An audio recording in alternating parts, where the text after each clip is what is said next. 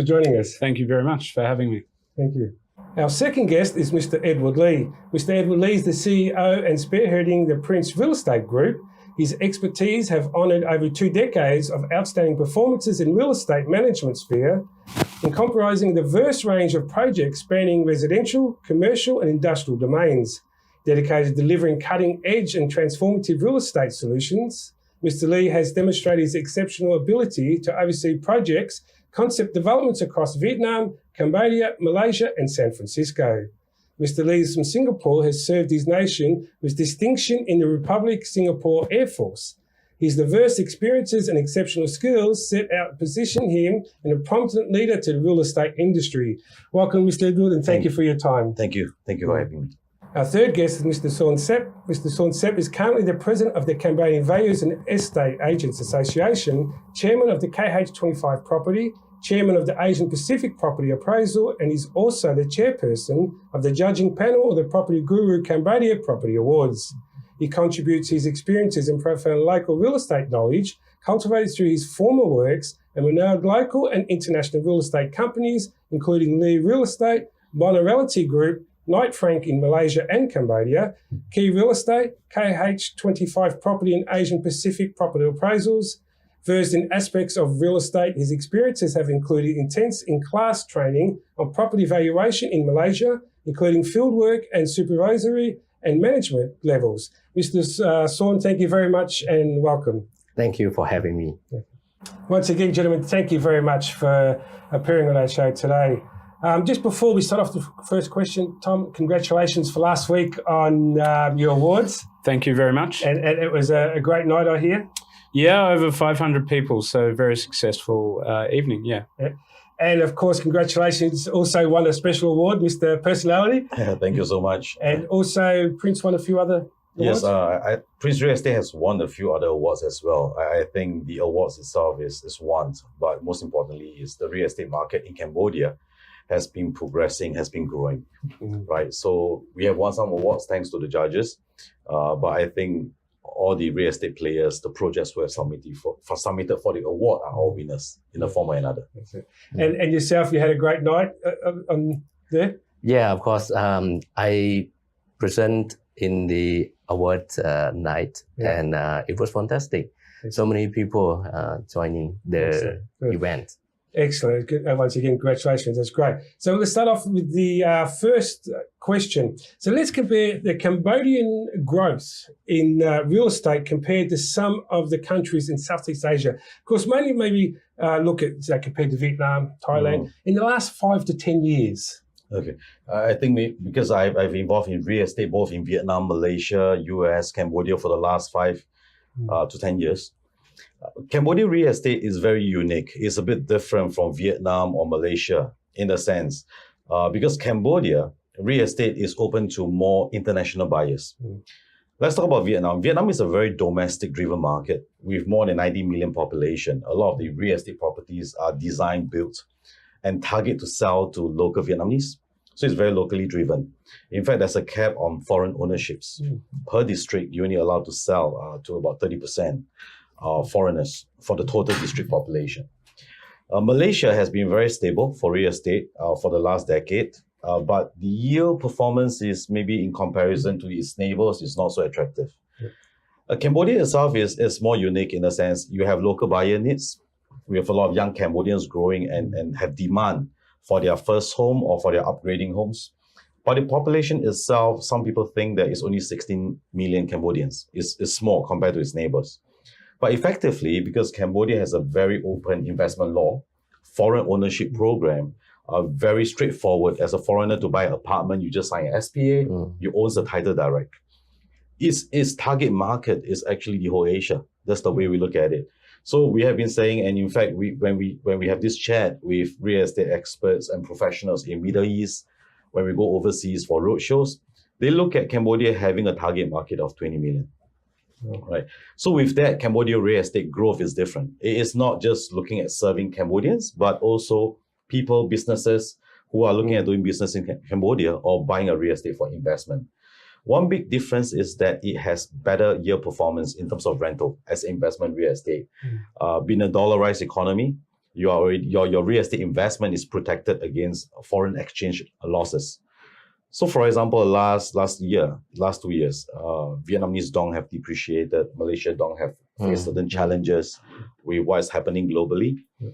So a lot of my friends who have invested apartments to lease in Vietnam, although they used to enjoy a yield of 5%, but with the foreign exchange lost or the weakening of the Vietnamese dong, is as good as you don't see a yield. But in Cambodia, the yield are still there because it's rented in US dollars, you invest in US dollars, you take out your money in US dollars. So that's the first difference in terms of Cambodia real estate market as an investment. Demand-wise, there's always a lot of supply in the market, but supply is always way ahead of demand. They are at least 3 years ahead of demand, right? But I think past COVID, the demand of real estate in Cambodia will definitely be increasing. We have a few projects like Prince Happiness Plaza along Monivong. Last year, we are looking at selling about 200 over units. We are already one of the better performers, so-called, in the market. But this year, first quarter, we have close 600 units. Wow. So you can see a significant increase in interest. We have buyers from Japan that's coming, from Singapore that's coming.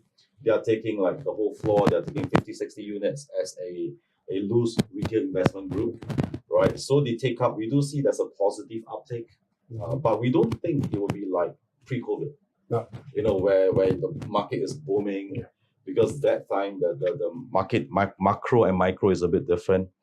But post-COVID, we believe it will be a bit more stable growth, which is better for the market, for the industry. It's a more gradual increase. Demand will get stronger because with more businesses coming back, we now do see coaches at the airports picking up guests by coaches, which we don't see for the last 2 years. So these are all very positive signs.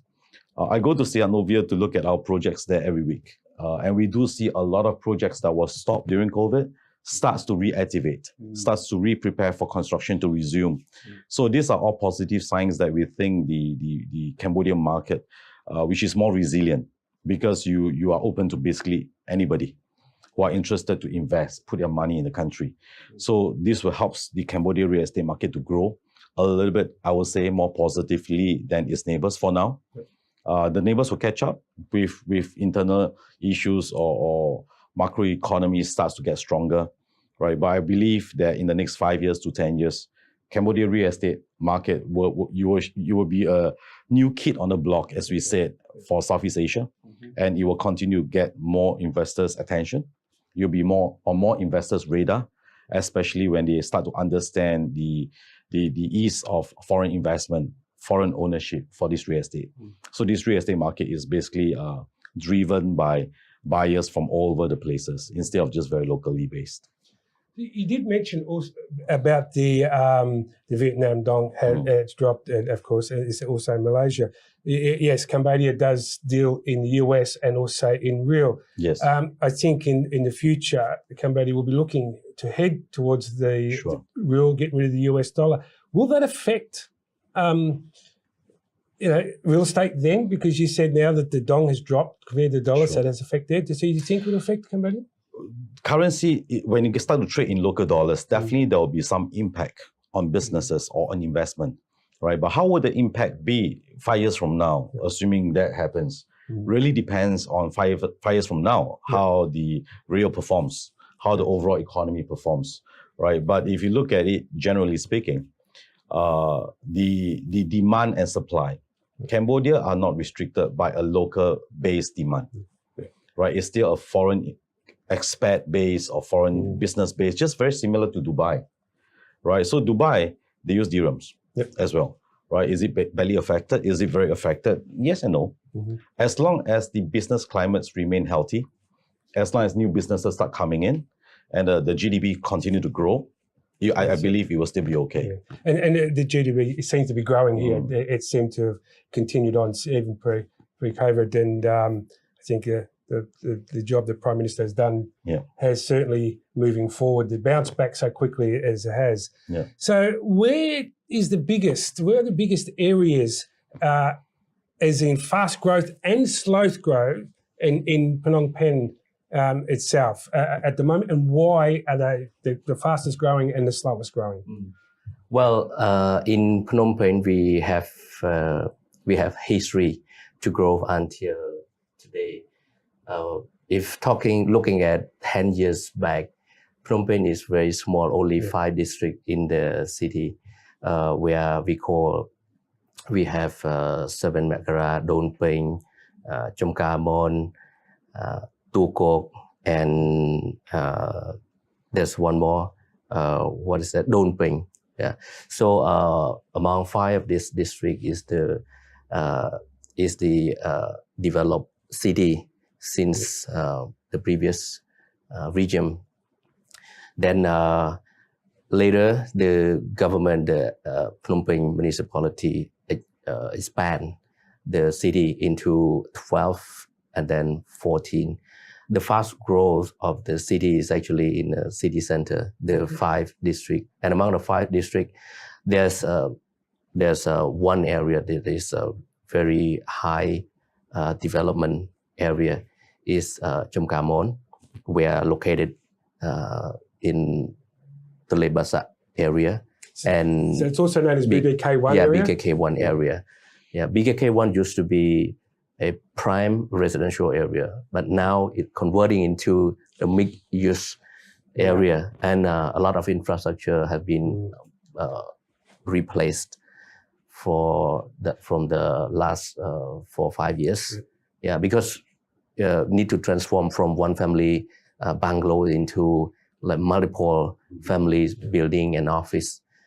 So we faced challenge during 2007 and 2008, but until today is okay. During that day, a lot of dust everywhere, and also electricity cut, short of water supply. Yeah, but now everything is in place now.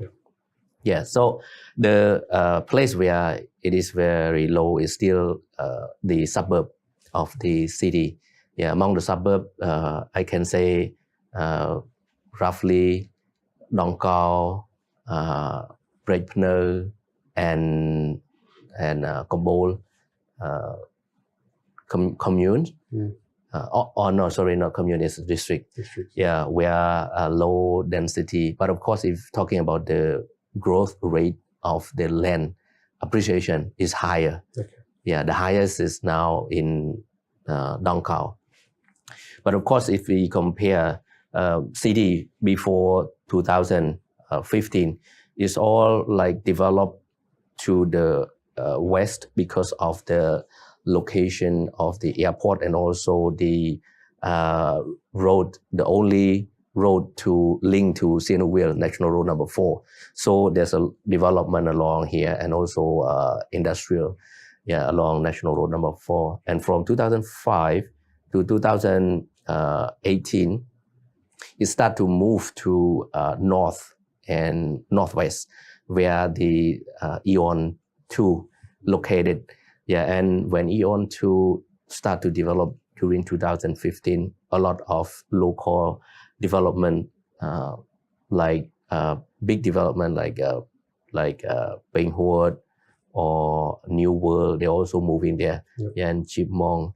And from 2018 until today is moving to the south, where a lot of infrastructure now see coming up, and also there's Eon 3 moving there too.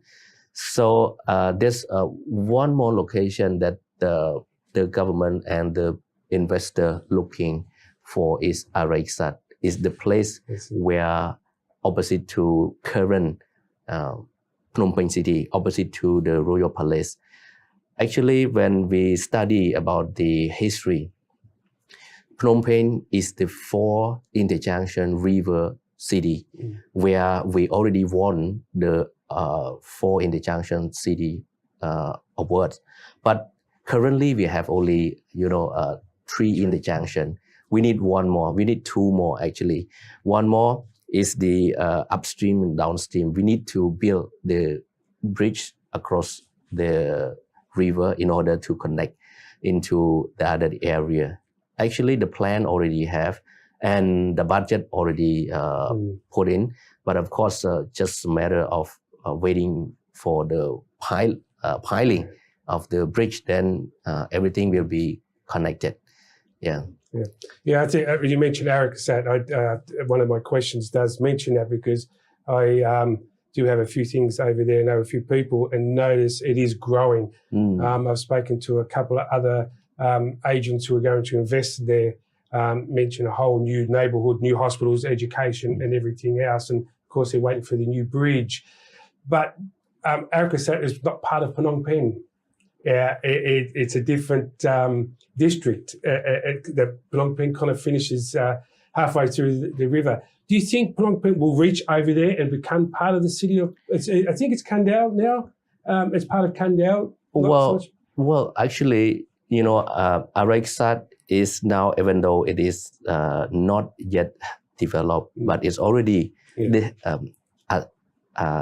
designated to be a city called Arikasat under Kandal province. And I believe when the bridge built, all that area is going to be developed. And of course, I think it's going to be part of Phnom Penh. Not only Arikasat, I think all others communes too, like Louis Am and Kandal. So these two of communes actually. It's a district. These two districts are actually just right opposite to Phnom Penh. And there's a story about our province called Kampong Cham, when before the bridge built over the Mekong River, the city is very small. But when it just built the bridge, the other place developed and start to be part of the city. So I believe that Arikasat is going to follow this footprint. And the bridge, we've seen the design. We know it's going to go over Old Market, head into near the soccer, then of course go over again. There's no date on the start date. There's no exact date, but there's people talk from mouth to mouth. Hearsay is around mid of this year. We'll start piling. Thank you very much. So what about in investment? Who are the main investors in Cambodia? A lot of times when we talk real estate, we always mention Phnom Penh. We forget about Santnaville, we forget about Siem Reap, even Battambang, Kampong Cham, and everything else. A lot of people here, when they do their talks, it's focused on Phnom Penh. Cambodia's more than Phnom Penh. So who are the investors coming and where they're going to invest? And, what are they mainly investing in? Are they condos, residentials? So in terms of where they're investing, the key main locations are Phnom Penh, obviously, Sihanoukville, which I think we'll talk more about later, and Siem Reap. There are some very successful projects that have been delivered and either handed over or handing over soon in Siem Reap. But developers are limited in Siem Reap in that you can't build above the height of Angkor Wat. So it's less attractive, I guess, to property developers because you're sort of hampered by that. They can't get the right return on their investment in terms of the land. But at the same time, I think that's a good thing because it keeps Siem Reap. It's uniqueness for Cambodia. So then, most of the international investment around properties, so retail investors, are focused on Phnom Penh at the moment, and typically they're buying condominiums because the ownership laws around buying a condominium or anything off the ground floor is much easier with a condo. With the development of the recent trust laws, international investors are starting to look at sort of land or landed properties.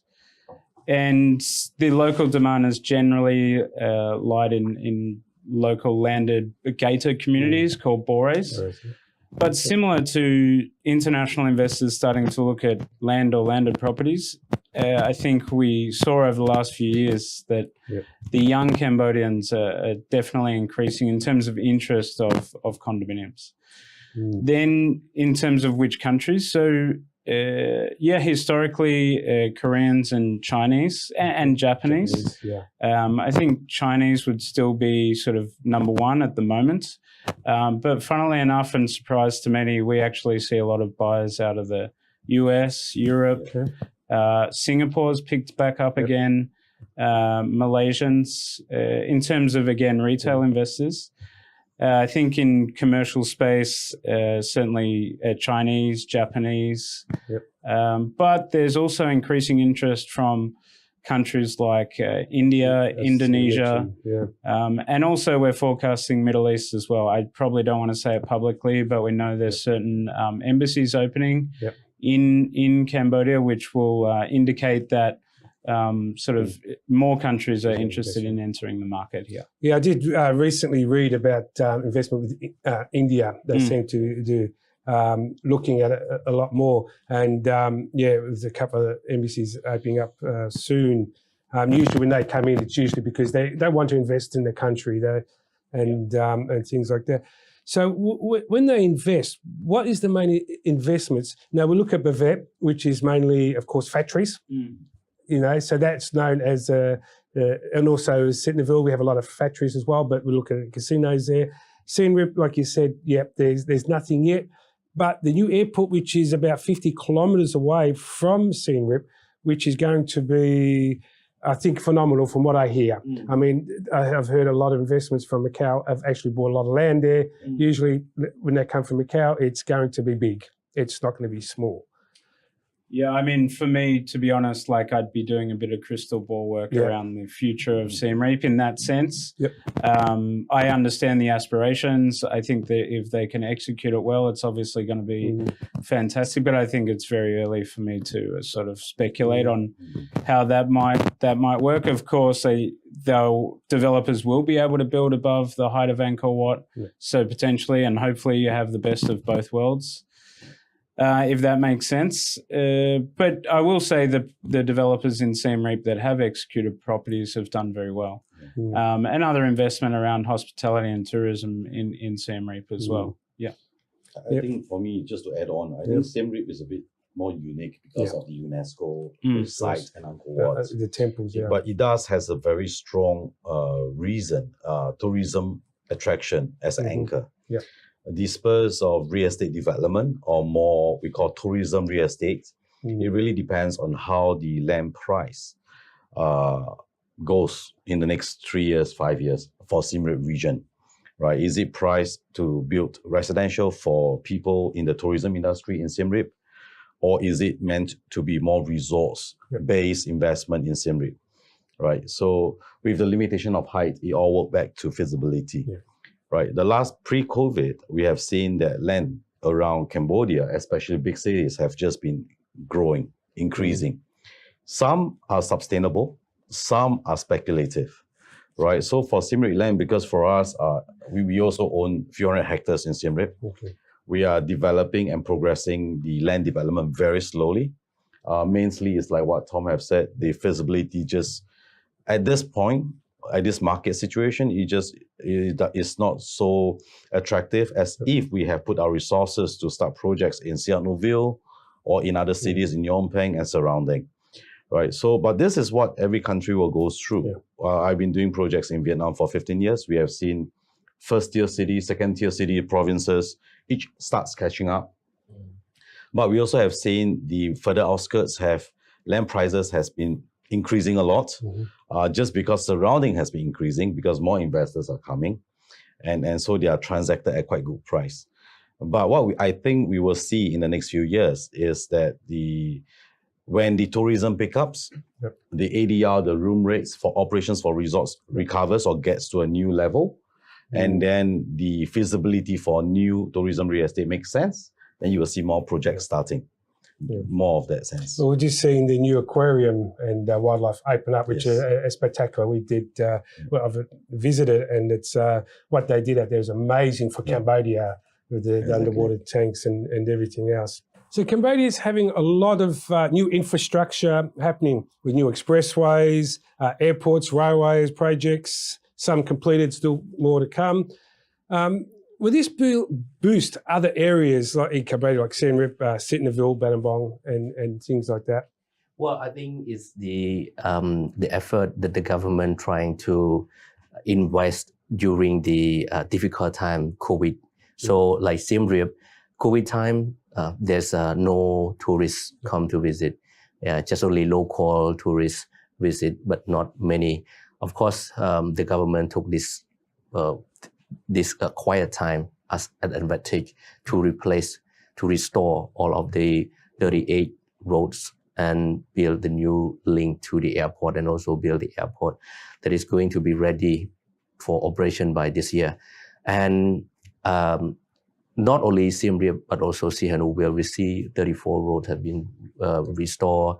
The expressway, which is already ready for operation. The expansion of the airport, and also the expansion of the deep sea port, the only deep sea port in Cambodia, transport goods in and out from Cambodia and to Cambodia. And if you look at the Sihanoukville now, even though there's some issues, the building hang over, then of course the government not just waits to see the the winning card, but of course using the way to improve and also to attract, to build confidence. That's why even though there's some issue, but the land not cheap, it's keep appreciate in the price. That's why I see, that's why like Prince Group started a big project in Sihanoukville.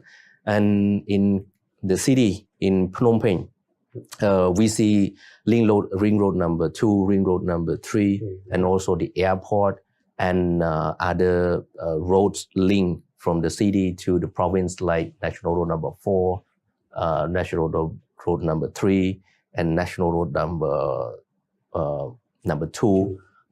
All now in a very good condition, so that we travel very fast. Of course, infrastructure will help to, especially the product chain, and it increase the time, cut the time, and also link to increase productivity, and can help our economy. That's why I look at the economy. This year predicted to be 5.3. This considered as strong after just the hard time like COVID time. So I think that infrastructure is playing very important role in our economy, and of course also in property market of Cambodia. Right, let me add on. Totally agree on that, because like we have this 954 hectares project in Sihanoukville. Previously, if we go there for meetings, we have to make it a 2-day, 1-night trip. But right now, I can leave at 8 and I'm be back for dinner appointment. It's so much more efficient, right? I mean, thanks to the government, I think that expressway will help to not only boost Sihanoukville's further growth, but also helps Phnom Penh people here to have another weekend getaway, to have more business opportunity, because the cost of business is so much greatly reduced, right? By having this accessibility.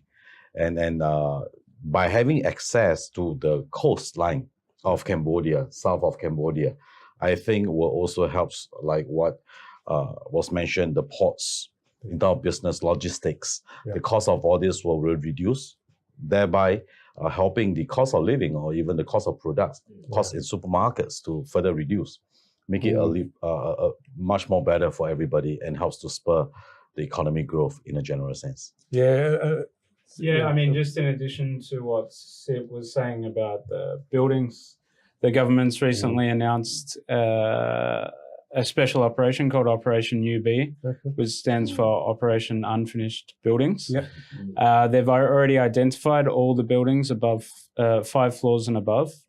They're already investigating each case one by one and understanding the ownership and where is each site at.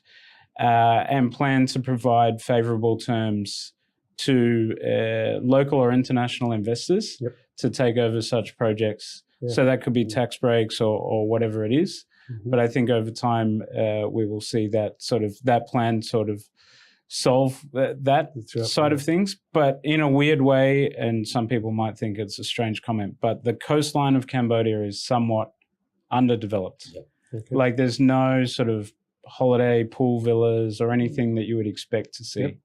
Okay, and we talk when we talk about, of course, the travelling time now. Yes, in the village, you say you can go there and come back, and that's got to be good for tourism as well, because, like you said, it's the days back at home in Australia. It was going to the beach. It was a family day for a couple of hours, and whatnot. So it's opened up to the Cambodians now to go and see the beach and everything else. In fact, we are starting the development of a first coastal golf course. So people from Phnom Penh can go there and play golf, just a 2 hours drive. Yeah. You know, you're going to have some beach villas, beach clubs and all those. So it helps the overall landscape to change a bit and elevate to a different level.